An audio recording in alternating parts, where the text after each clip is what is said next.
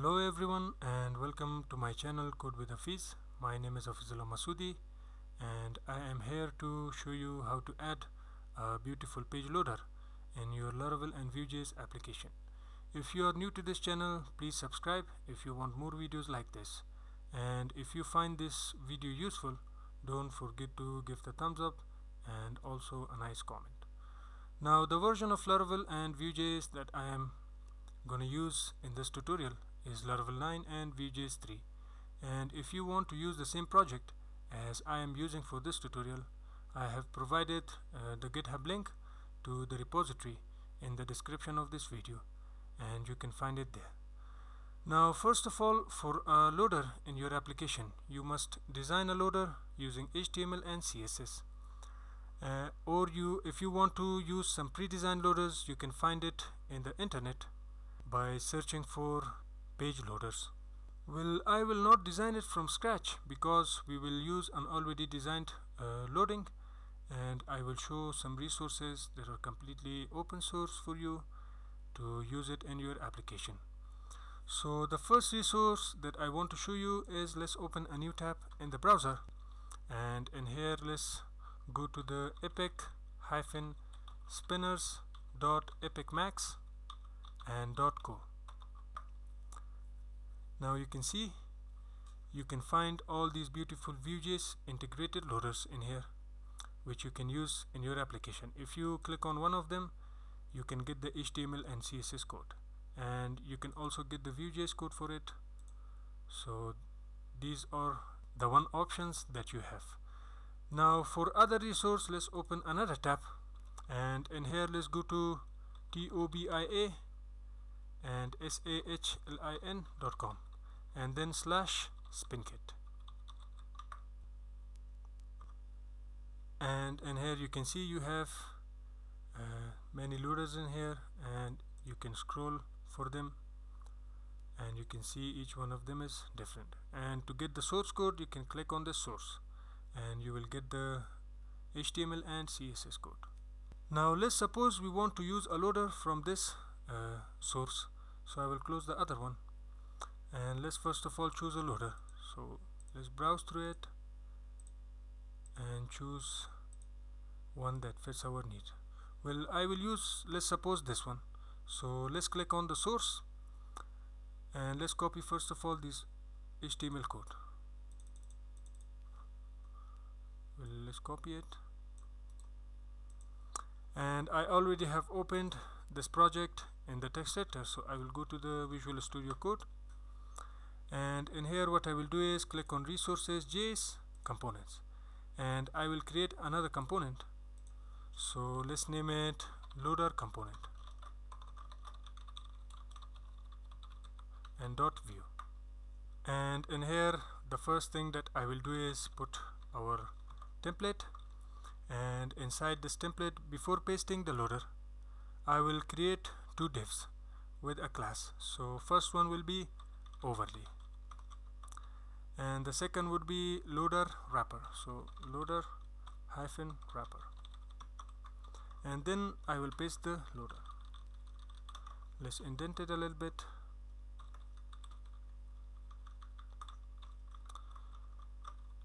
Now the next thing is I will export this component, so let's put our script tags and export default. Now let's register this component in our app.js. So let's go to app.js, and in here what I will do is first of all import it. So at the top, let's duplicate this one, and instead of task component, let's say loader component. Let's copy it, and after importing the component, we have to register it in our app. So at the bottom, after we create the app, in here we can say app.component and then a name for the component, which we will use as a tag in our blades. So let's say loader-component, and then the component that we imported. So in here I will paste the loader component. Now to compile these changes, we have to run yarn run watch. So I will open the terminal here, and let's clear it first, and let's say yarn run watch to compile all the changes and register the component. Now the code has been compiled successfully, so I will close the terminal. And for this to work, we also have to import all the styles. So let's get back to the browser and let's go to the spin kit, and let's also copy all the design code. And in here let's create a style tag which will be scoped to this component only, and let's paste our code here and save the file. Compile successfully. Now for this to work, let's go to the browser and check our code if it works. So let's go to the project tab and let's hard reload. Or guys, we didn't have imported the component, so let's get back to the text editor and let's open the view. So let's go to views and open home plane, and we will import it inside this div with the ID of app, and we will import it at the top. So let's say loader hyphen component, and let's save it and let's get back to the browser, refresh, and we are not getting the component. Yeah, we are getting it. You can see this is the nice loader. Well, this is not well designed, and for that reason, if you remember earlier, we created two divs, one for the overlay and one for the loader wrapper. So what I will do next is give some CSS code or write some CSS code for those two classes. So let's get back to the text editor and let's go to the loader component and let's press enter here, and the first class that we have is .overlay. And first of all, let's declare a background color. So background color RGBA, and let's say 1, 1, 1, 0.8 to give it some opacity. Next, let's say position, and let's say position is fixed, and after position let's say top we should be 0, and let's say bottom also we should be 0, left also we should be 0, and right also 0. And this is because we want the overlay to be centered. And let's say z index, because we want it to be at the top of everything. So let's suppose we want this overlay, the z index of 4000. Now next, let's create another class which was loader wrapper, loader hyphen wrapper. And for the loader wrapper, first of all, let's say z index, which should be 4100, because we want the loader at the top of the overlay. And next of z index, let's say position should be absolute, and let's say top 50%, and let's say left also 50% to make it to the center. And then let's say transform, translate, and minus 50%, and comma minus other 50%. Now let's save it and get back to the browser, hard reload, and hopefully it will be centered. Well, it is centered, but it's not showing our loader. Well, actually it is showing the loader, but we have to change the color of the loader. So let's get back to the text editor, and if we scroll down here, yeah, this one is the color. So let's make it white. And if we save it now, let's get back to the browser, hard reload. Now you can see we have our loader. Well, for this to work, we don't want it by default like this, always showing, but we want to show the loader whenever we do something in our application. So we can write some logic for that. So let's get back to the text editor, and in here let's scroll to the top. I will close the sidebar, and the first thing that I will do is declare an if statement for the overlay. So let's say v-f, and then we want to check for the status of the loader if it is true. So let's say loader underscore status, and that's all. Now let's create this loader status. In here I will say data parenthesis curly braces and then loader underscore status, and by default we want it to be false. Now the next part is to create a mounted field. So let's create mounted. Well guys, this should be returned in curly braces, so let's cut it and let's say return curly braces and then our object. Now let's create the mounted field, and if we go back to the browser, let's hard reload. Well, I closed the application. Let's hard reload. You can see it's now false, and if we make it true, let's say this one is true, and if we save it, if we get back to the browser, refresh, now we get our loader. Now we want to change this loader status from other components, so for that we will use emitting event, and that is a JavaScript function. Well, in Vue JS you don't have access, or you cannot use the $emit or $on because these are deprecated from Vue JS version 3. But instead, to ease our work, we will use a package. And let's go to the browser and open a new tab, and in here I will search for tiny emitter,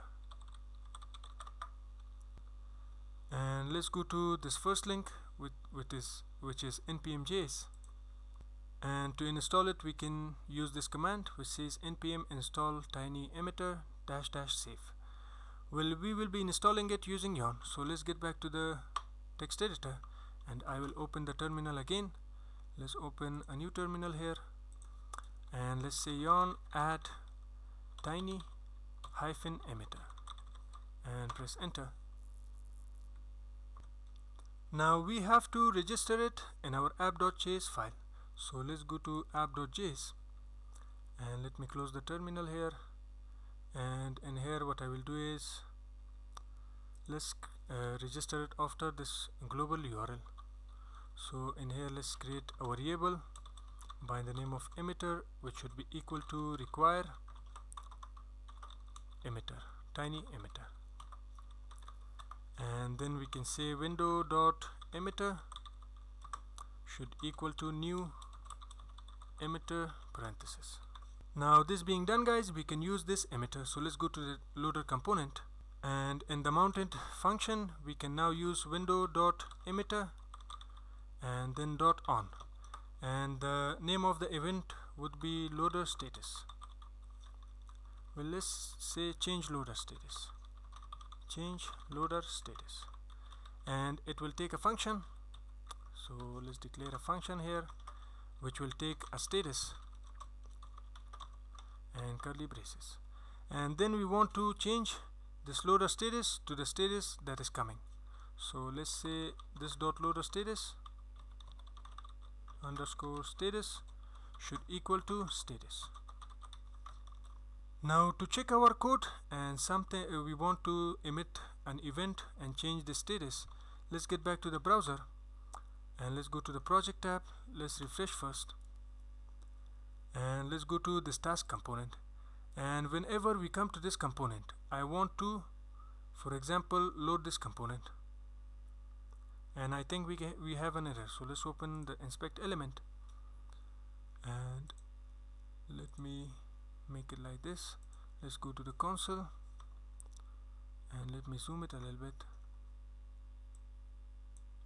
and it doesn't recognize the on function on the emitter. So let's get back to the text editor, and in here it is emitter on, and if we go to the app.js, well yeah, we had misspelled the emitter. So let's save it, let's get back to the browser, refresh, and now we are getting our tasks. So let's suppose for the load of these tasks we want to load our loader, and whenever the tasks are loaded we want to make it false. So let's get back to the text editor and open that component, which will be task component, and in here let's go to this get tasks, and we want to make the loader true at the top of the get tasks function, because in here it starts. So in here we can say window dot emitter dot emit, and the name for that event was change loader status, and we want to change it to true. Now to make it false, we want to make it false after we get the data. So in here I will paste it and say false, and I also want to make it false after the errors. So let's make it false here also.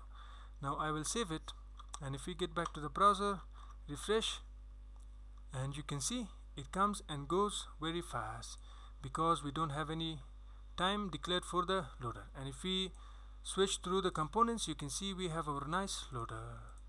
And if you want to give this loader time, well, let's also show you how to give it time. What I will do is, first of all, in here I will create a const variable which will be named t, for example, and I will store the this keyword in this t const, and now we can use it inside this function. So let's make this to t, and next let's cut the function. So I will cut it, and let's say set timeout, which is a JavaScript function, and it will take a function. So function parenthesis curly braces, and then I will paste the code that I cut from the previous function. And to give it a time, in here let's put a comma, and let's say it should be 1 second.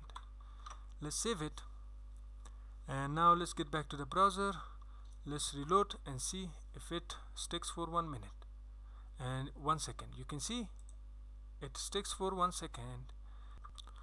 Now this was, guys, how to import a loader in your application and how to use it, and you also learned how to use or give time to your functions. Now this being done, guys, our video has come to an end, and I hope you enjoyed watching the video, and if so, don't forget to give the thumbs up and also share it with your friends. And if you are new to this channel, don't forget to subscribe if you want more videos like this. So thanks for watching, guys. See ya in the next video.